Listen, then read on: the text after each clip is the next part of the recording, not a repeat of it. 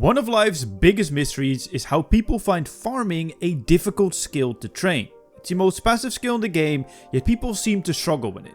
In this video, I will give you a simple, short and sweet rundown on how you can become a master farmer and not have to be hyper efficient to even do it.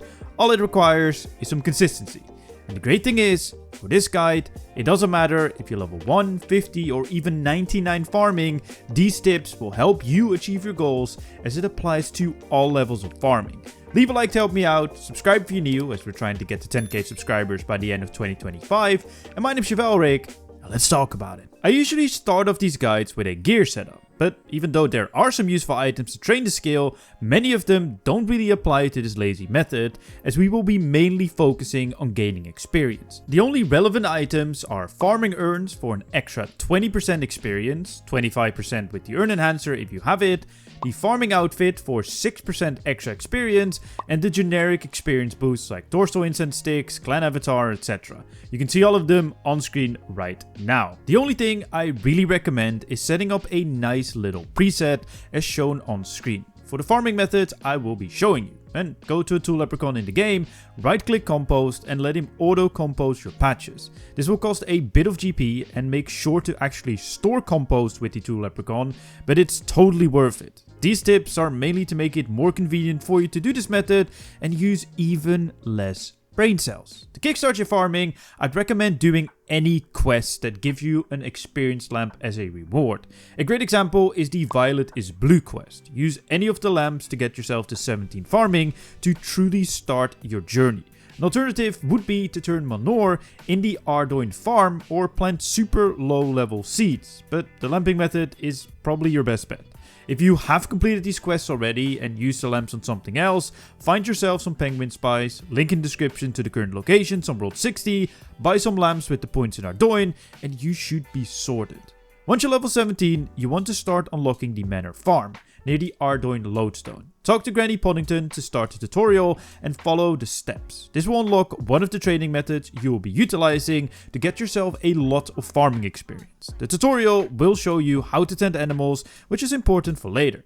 Once you finish the tutorial, you want to run to the back of the farm and start using the beehives. I'd recommend putting woad leaves in them as they are really cheap to buy from Winston the Farmer in Falador Park. You will be checking your beehives every day that you log in or log out. Either will work, just check them once a day.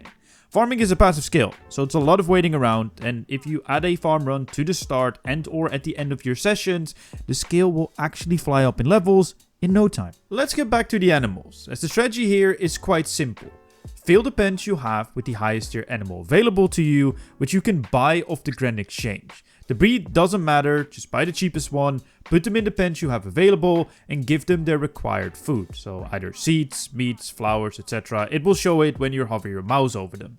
For flowers, you want to use woad leaves. For seeds, I'd recommend herb seeds as they're usually quite cheap. Worms are the cheapest ones as of me making this video, but I'll leave a chart in the description down below, so check it and get whichever one is the cheapest. For fruits, I'd recommend bananas or pineapples. For veggie mush, I would recommend potato cacti. For mushrooms, I'd recommend Mortmire fungi.